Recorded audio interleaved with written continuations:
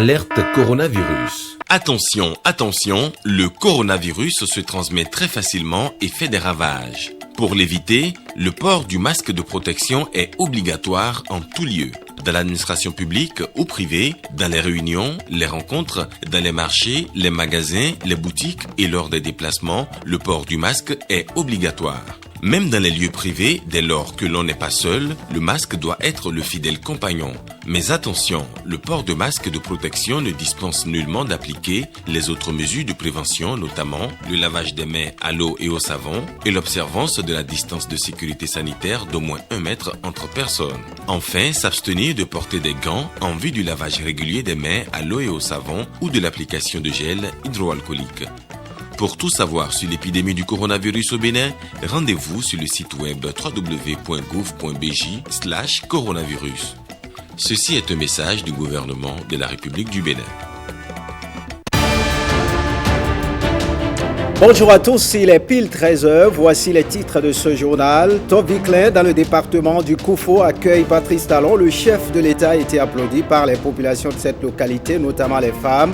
Elle se montre particulièrement engagée derrière le chef de l'État, James Souleymane Baguidi, nous fait le point. Le Bénin et le Nigeria optent pour des solutions durables aux problèmes frontaliers. La commission mixte paritaire de limitation de la frontière entre les deux États tient sa session. Vous en saurez davantage. Échange entre la HAC et l'ORTB en objet le basculement vers la télévision numérique terrestre. Le point des installations techniques a été donc le centre des débats. Vous en saurez davantage. Voilà pour le sommaire. Bienvenue si vous nous rejoignez. Patrice Talon s'est rendu à Top-Viclin dans le département du Koufo dans le cadre de sa tournée nationale. Si le programme d'action du gouvernement n'a pas encore eu un impact assez perceptible sur place de la vie même du chef de l'État, les populations locales, notamment les femmes, se montrent particulièrement engagées. Le reportage de James Souleymane Baguidi, Ernest Etegou et Mohamed Bio.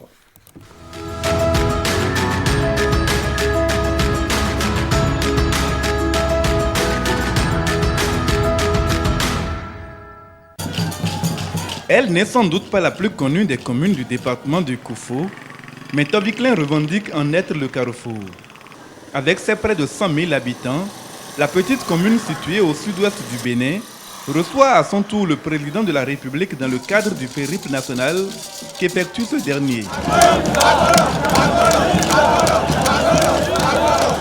Ici, l'impact du programme d'action du gouvernement est aussi perceptible. Après 4 années de gestion, vous avez fait renaître en chacun de nous de grands espoirs. Grâce à vous et à votre gouvernement, les problèmes de transport et d'accessibilité sont mieux pris en compte. Le département du Koufo est facilement accessible à travers la construction de la route Adjahome, Koulikame, Top-Viclin, Dobo et la bretelle Koulikame-Lalo, la route Tofo-Lalo, Agmaïzoul-Lalo et la route Lokosa-Deve, Aplahoué, frontière Togo, deviennent une réalité. Nos communes se transforment progressivement. L'eau et l'électricité, qui sont autrefois des denrées rares, sont de plus en plus disponibles et accessibles. Les communes reçoivent de mieux en mieux des ressources financières à travers l'augmentation très forte du fonds d'appui au développement des communes. Ces réalisations essentiellement d'ordre général, Top-Viclin ne s'en satisfait pas totalement. La commune expose ses doléances propres qui portent notamment sur le bitumage de plusieurs axes, constituant ce qu'on appelle ici la boucle du Koufo, des besoins en matière d'électrification, de renforcement de la sécurité des services de santé et loisirs, de microcrédits nouvelle génération. Patrice Talon y apporte une réponse sous forme non plus seulement d'espoir, mais de certitude pour un avenir différent. Est-ce que, chers amis, est-ce que le Bénin n'a pas bougé un petit peu? Est-ce que vraiment notre Bénin, notre pays, ne s'est pas enfin engagé sur une nouvelle voie? Même si, à Top-Viclin, peu de choses sont visibles, Même si à Tobiclin, chacun n'a pas vu dans son assiette, dans sa maison, les effets de cette dynamique, on peut constater que le Bénin a pris un certain départ, un certain envol et fait les choses en qualité et à grande vitesse.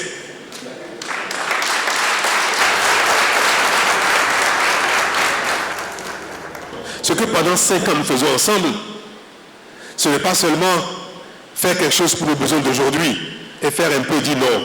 Nous agissons, nous programmons des choses pour que tout le pays entier soit doté de ces choses-là qui sont indispensables au développement, qui sont préalables au développement. Si vous n'avez pas de route, vous n'avez pas l'eau, vous n'avez pas l'énergie, on ne va jamais se développer.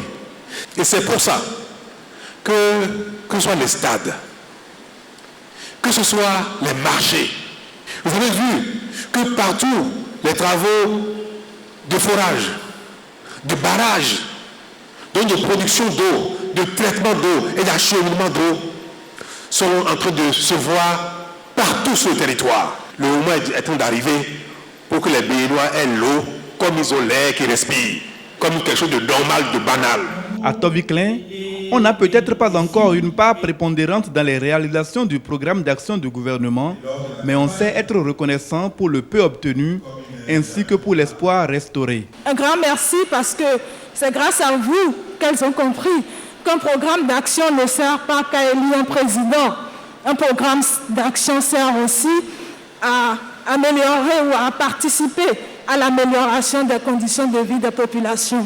La preuve, grâce à la mise en œuvre du programme d'action du gouvernement, c'est que les femmes de Tobiclin circulent librement et en toute sécurité. Merci pour la valeur que vous incarnez aussi pour la jeunesse, pour leurs enfants. Parce que depuis que vous êtes là, elles ont compris, sinon leurs enfants ont compris que la réussite est au bout de l'effort. Je me rappelle de ce témoignage de cette dame qui me dit, mais je vais la citer, depuis que les cantines scolaires ont été installées, moi, mon enfant ne s'absente plus. D'autant plus que justement, avant la mise en œuvre de ce programme, mon enfant, avant d'aller à l'école le matin, c'est juste le gari. Et il fallait qu'il revienne à la maison justement à 10 h pour manger la pâte ou les haricots. Si j'en trouvais, si je n'en trouvais pas, il prenait le temps de rester à la maison. Vous êtes un homme de rigueur, de principe, des valeurs qu'aujourd'hui cette jeunesse incarne. Il n'y a plus de facilité. Ces femmes vous portent dans leurs prières. Et quand on sait la portée de la prière d'une femme auprès de Dieu, c'est que c'est important. Elle vous souhaite la santé, elle vous souhaite surtout la paix autour de vous. Elle n'oublie pas aussi notre première dame, Maman Claudine Talon, qui est surtout au sommet des marginalisés de la société. Elle fait beaucoup de travail dans la plus grande discrétion. Ému aux larmes, a-t-il confié, Patrice Talon quitte Tobiclin consacré prince du terroir. Le chef de l'État fait la promesse de revenir au bout de quelques semaines pour aborder d'autres questions restées jusque-là sans réponse. Et on poursuit cette tournée avec le chef de l'État qui était hier à Clé-Camin, une commune de Koufo dont les potentialités agricoles ont été mises en valeur grâce au PAG. William Tchoki, Jean Nobimin et Mohamed Bio nous en disent davantage.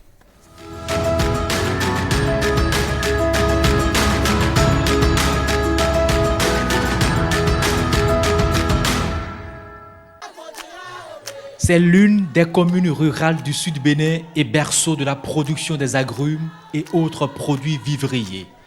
Clé-Camin, comme la plupart des collectivités locales de Koufo, ont vu des aménagements hydro-agricoles booster leur production, la création des agences territoriales de développement agricole, mettre en valeur leur potentialité, des acquis de PAG que ces populations ont tenu à partager avec leur hôte, le président Patrice Talon. Vous avez consenti une forte augmentation du fonds d'appui au développement des communes FADEC.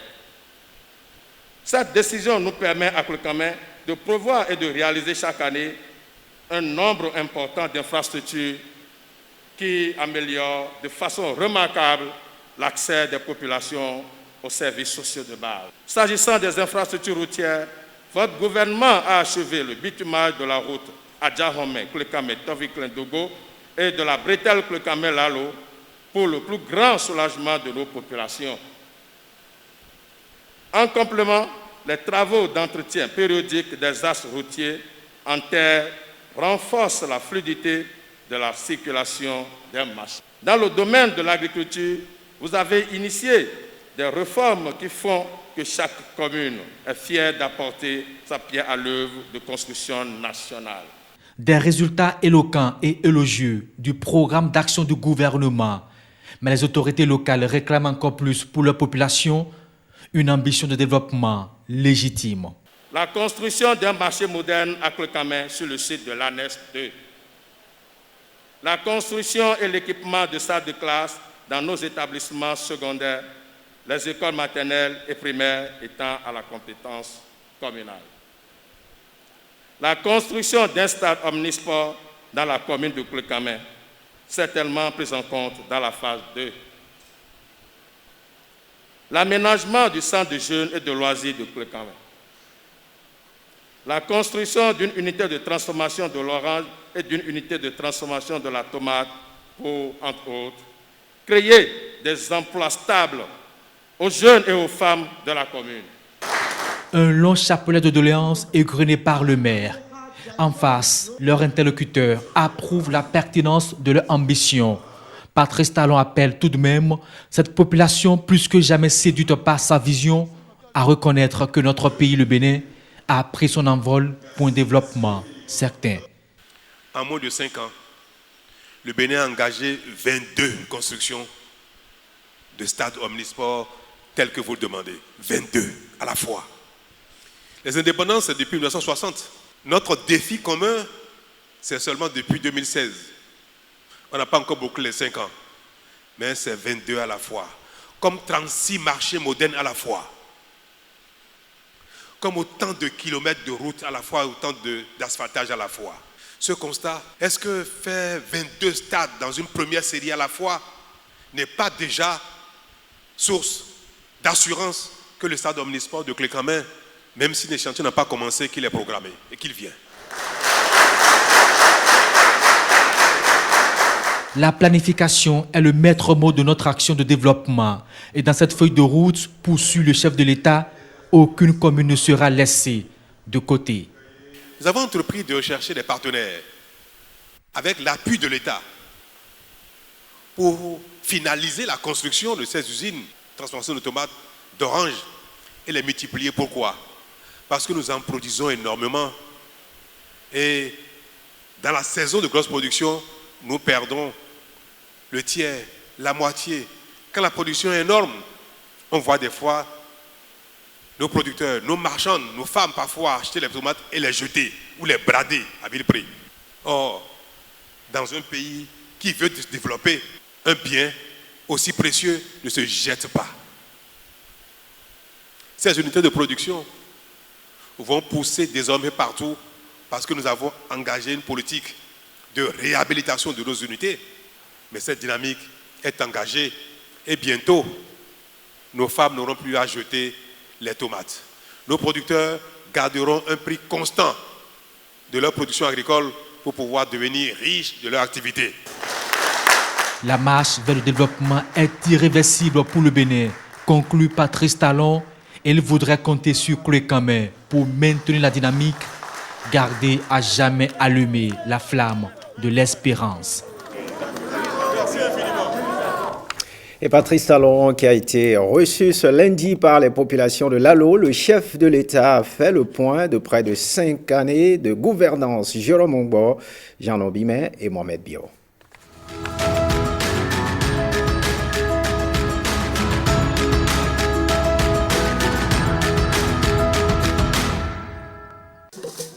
Nous sommes dans un grenier du département du Koufo. Lalo est une commune de 432 km² où vivent plus de 120 000 âmes. La chaleur de l'accueil du peuple Adja d'ici se justifie clairement.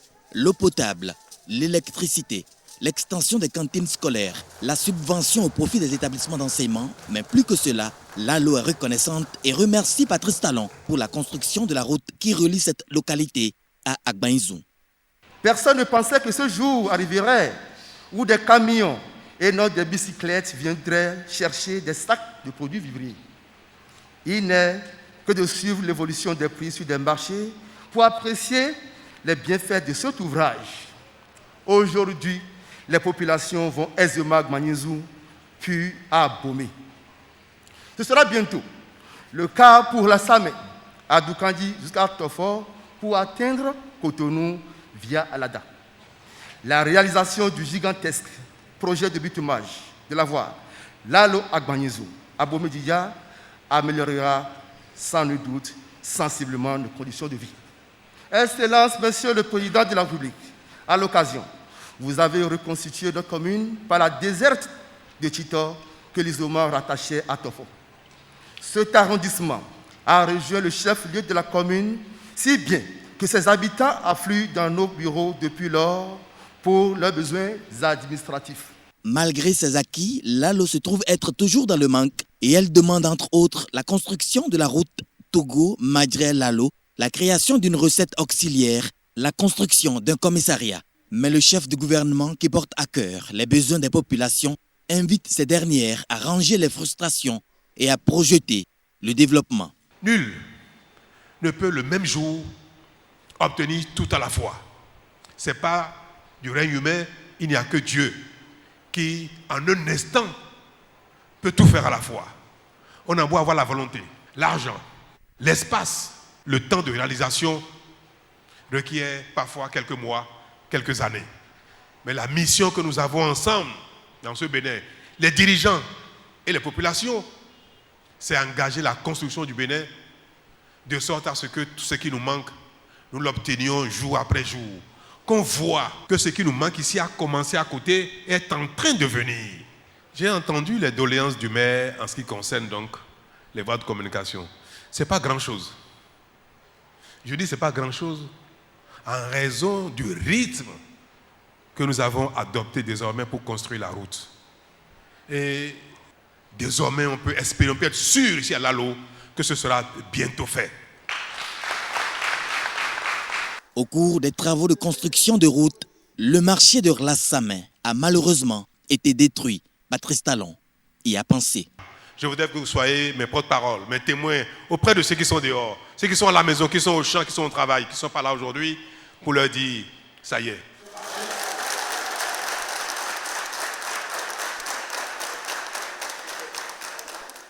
Le dossier sera examiné en Conseil des ministres mercredi.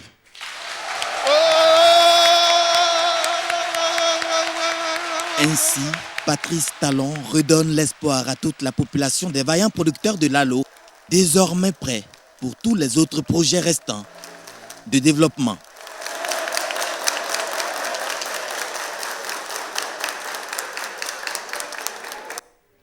Et on suit à présent le ministre de la Communication Alain Orunla. Il nous fait le point de cette tournée à l'étape de la 9e journée. On suit le ministre de la Communication. La République est rentrée dans le Koufo où nous avons procédé à l'étape de Lalo, de Toviklen et de Koulekame. Alors, les populations de ces localités ont entendu le président de la République. Parce que de Parakou, de Savé, de Tchaourou, de Kérou, le président a parlé au peuple béninois et les populations de Koulekame, de Toviklen, de Lalo ont entendu ce que le président de la République a présenté comme bilan. Les Béninois sont aujourd'hui édifiés sur les réalisations de la mise en œuvre du programme d'action du gouvernement, sur les acquis, ce qui a permis au président de la République de ne plus avoir à revenir sur ce que j'appelle un catalogue de ce que nous avons déjà comme succès, mais une ébauche de ce qui a été entrepris et à l'actif de ce mandat et qui va sortir de terre dans les années à venir. Le bilan, le point sur l'état de la nation, c'est également un bilan méthodologique.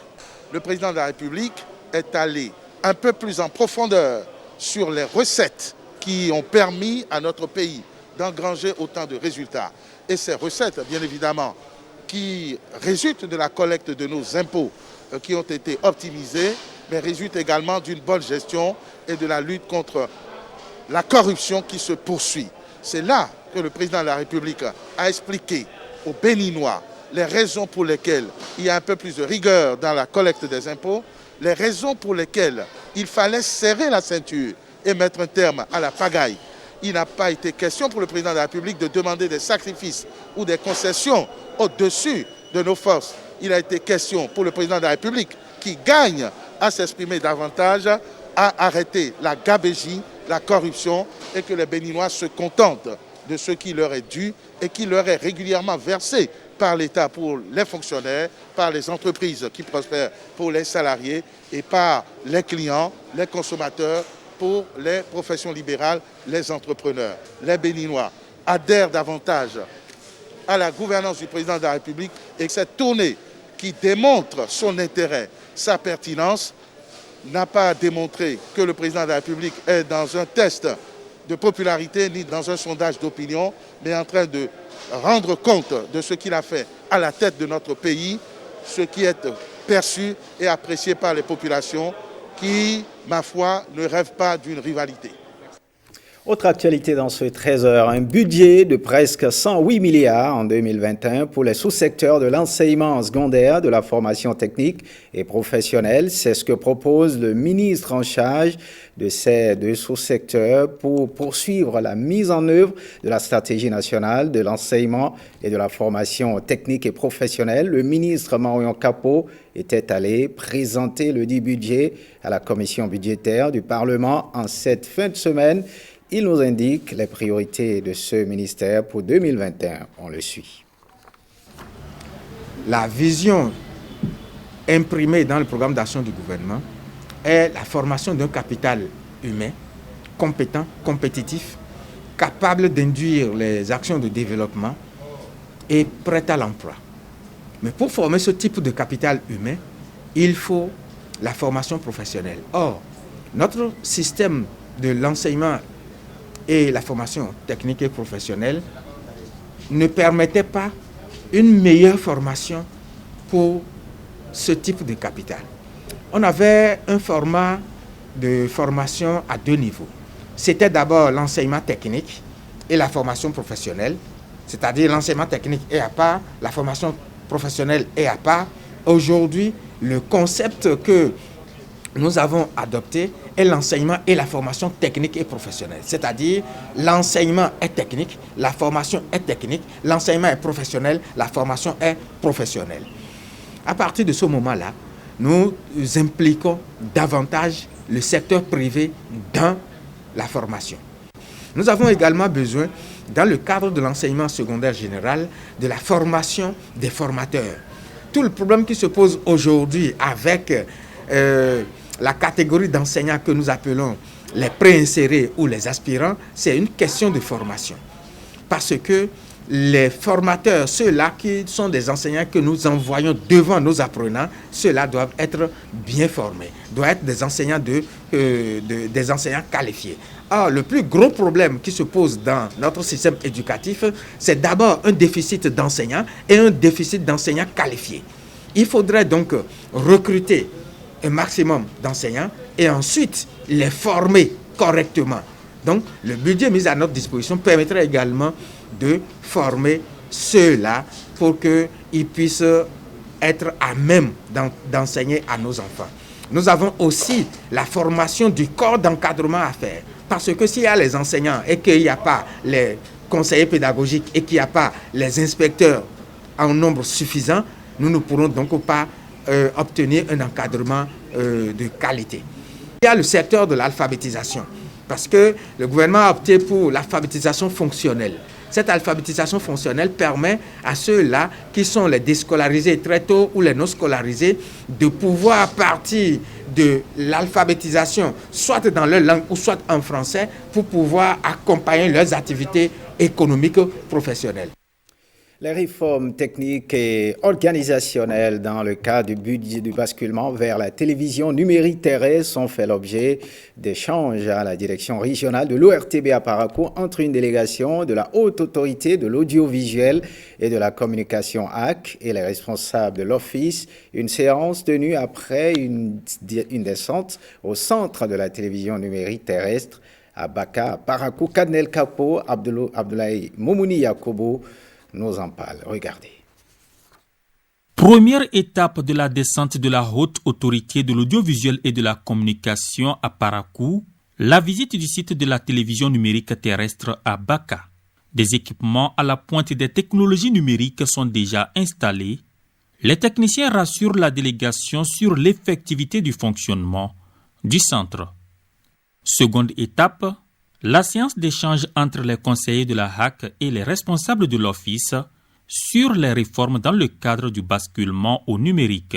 Après donc l'étape de Cotonou, où nous avons eu l'occasion de vous expliquer suffisamment les démarches entreprises et les réflexions faites dans le processus de transformation de l'ORTB en une société éditrice, nous voici aujourd'hui donc la direction régionale de Parakou pour voir ensemble les aspects liés spécifiquement à cette direction.